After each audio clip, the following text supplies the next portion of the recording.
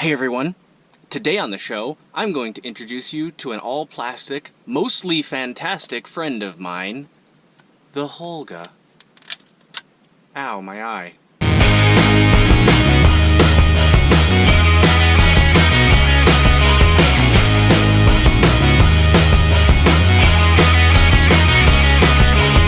So, what's the HOLGA? Well, it's an all-plastic, well, mostly plastic, 99% plastic camera. It is a large 120 format camera, which means it takes 120 film, not 35mm, although you can modify it to take 35mm, and I actually have used this one to take 35mm before. It's a pretty simple hack you can find online anywhere.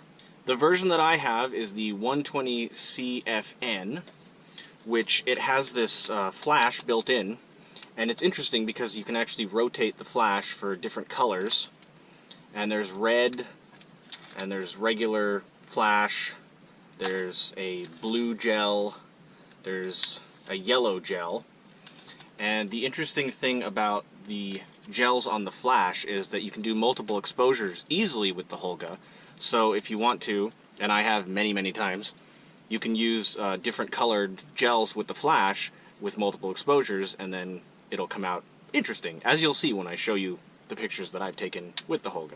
The way you open the HOLGA is these little metal dealies slide down, and you just take the whole back off the camera.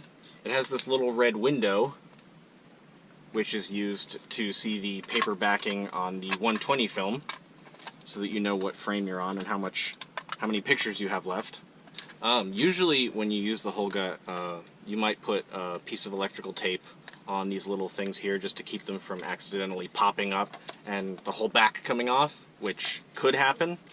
The camera was originally manufactured initially in China in the early 80s, and it's all plastic, except for obviously a few small, tiny metal components. Obviously the spring that operates the shutter isn't plastic. But the lens itself is plastic. It's a single element meniscus lens. And as a result, you get a somewhat soft image. Not completely soft. It's not totally out of focus, although if you get close enough it will be. But it gives you a very interesting look, and a lot of people like it. There actually is a version that has a glass lens. I don't own that version, but I would be interested to test it out. And I would assume that the main difference would be that the image would be slightly sharper. Probably not a great deal, but a little bit. Apparently they actually stopped production of the HOLGAs in 2015, but I also read recently that they had sold the plastic molds to some other factory, so maybe they'll actually start making them again. I don't know. All I know is they're still pretty readily available on eBay if you want to get one. That's where I got mine. I will read to you about the history of the HOLGA from this HOLGA camera manual that I have obtained. Designed and engineered in a factory in China, the HOLGA was initially introduced to the Chinese public in 1981 as an inexpensive camera using the most popular film format in the country at the time, 120 size film. At that point, China was just beginning to open its doors to the world. I didn't know China had doors. And photography was skyrocketing in popularity. Unfortunately for the HOLGA, no one could have predicted the enormous impact of 35mm film would have on the Chinese market. And after only a few short years, the HOLGA was overrun by its smaller format competitors. Those bastards. Let me show you some pics that I've taken with my HOLGA camera.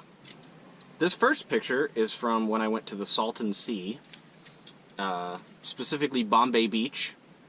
And this is a double exposure with a dead fish that was on the ground, of which they have many there at the Salton Sea, and a wall that was decorated and painted on. This is a picture of some sort of destroyed trailer. All of these are also cross-processed slide film, by the way. That's why the colors are so crazy.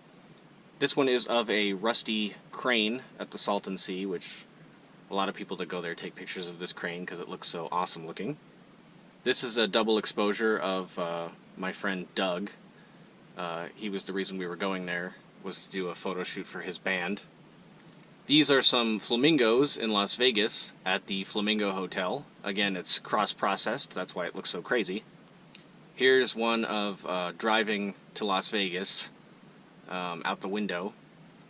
And you can see the light leaks. The HOLGA is known for its light leaks. Some people like the light leaks. Some people tape up the back to prevent light leaks. I happen to like them. I think it's interesting. This is actually the cross streets that I used to live on, believe it or not. And interestingly enough, too, those what looks like stars on the picture, those are actually some sort of effect from the film being extremely expired. Those weren't there when I took the picture. And I didn't add those in post-production either. They were just there from using expired film and cross-processing it. So I highly recommend using expired film and cross-processing it. This next one is a self-portrait. It's a little bit out of focus, I think because I was really close to the camera at the time. And if you look closely, you can see that I have doll faces on my eyes. Because, you know, that's something that people do. This is a double exposure of some Aztec statue faces that were outside of a Mexican food restaurant. Again, cross-processed. This is a long exposure pointing outside of a car window while driving. And all those light streaks that you see are all the traffic lights and stuff going by. And it's got a very green cast due to the cross-processing. This is actually my favorite picture that I've taken with this HOLGA. This is, again, it's a double exposure, cross-processed. It's a self-portrait of me, and I'm wearing a Frankenstein mask that I got at the 99-cent store. And it's a double exposure using the colored flash gels. One was red and one was blue. And I really like the way this one came out. It's a really surreal and interesting picture. So it occurs to me that some of you might not know what cross-processing is. So cross-processing is essentially when you take a film and you develop it in the wrong chemicals. So what I usually do is I'll use slide film, and it's designed to be developed in E6 chemicals, and I'll have it developed in C41, which is supposed to be only for color negative film. And when you do that, you get weird coloring and strange color shifts, and it tends to look really interesting, actually. So those are the pictures that I've taken with my HOLGA. I hope you enjoyed them. I like the way that they turned out. I've also taken 35mm pictures with this. And if you take 35mm pictures with the HOLGA, at least if you take them with the 121, you'll actually expose on the sprocket holes too. Here's a few pictures I've taken that were 35mm with this HOLGA. Unfortunately, I don't have the ability to scan the sprocket holes too at this time, but if I could, maybe I will at some point in the future, you'll see that the image is also exposed onto the sprocket holes because obviously it's designed for bigger film, the 120 film, not 35mm, and if you expose for that, it's going to expose onto the sprocket holes as well, which is kind of cool. Some people tape up the back of their HOLGA with electrical tape to prevent the light leaks, but I actually really enjoy the light leaks. I think it adds something interesting. It's something that obviously you don't get when shooting digitally, and it can be a really interesting, unpredictable effect. And I think it looks pretty cool. I like the fact that when you shoot with the HOLGA, you don't necessarily know exactly what you're going to get. That's one thing with digital, is that once you take the picture, you know exactly what it's going to turn out like, and if you don't like it, you can always just do a different one. But with the HOLGA, you're never quite sure what you're going to get. You're going to get some unexpected results, and it's going to be interesting, because you're going to have light leaks, and you're not going to know which pictures are going to have them, and that's another reason why I like to do cross-processing, because you don't really know what the colors are going to look like when you get your pictures back, and it's always an interesting surprise. And I've been really happy with the results. I really like the surprises. I like the not necessarily knowing what you're going to get, and then you get it, and it's usually a pleasant surprise. There was only a couple of times where I was kind of disappointed, but it was my fault because I had underexposed the images.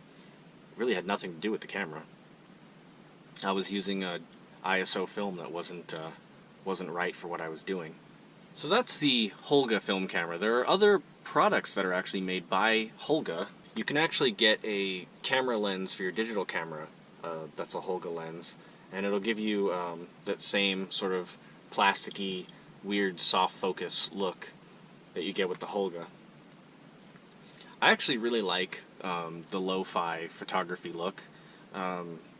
Some people think, you know, it's hipstery or whatever, but to me it harkens back to the early days of photography when pictorialism came into vogue as a reaction sort of against the idea that photography was just a documentation of reality instead of an art. So the pictorialists sort of seized upon kind of soft focus imagery and sort of more, well, pictorial imagery, dramatic costuming and things like that. And they sort of helped to elevate photography from just, you know, what people consider was just documenting reality to more of an art form.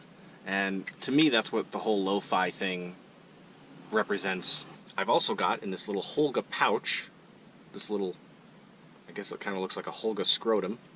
So inside the HOLGA scrotum is something very interesting.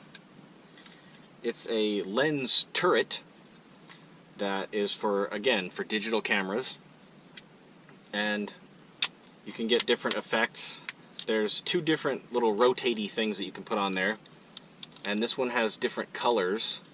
And the other one has different, like, prism type deals. So you can get, like, really weird effects. This is just for fun. It's just enjoyable. I like it. You can get some really weird imagery.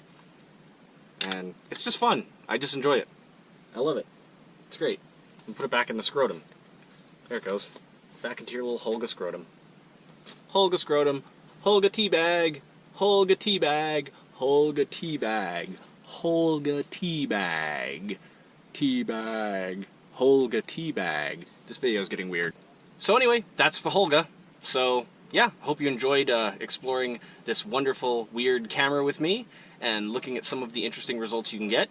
Go ahead and get your own HOLGA and show me the pictures. And subscribe. Bye!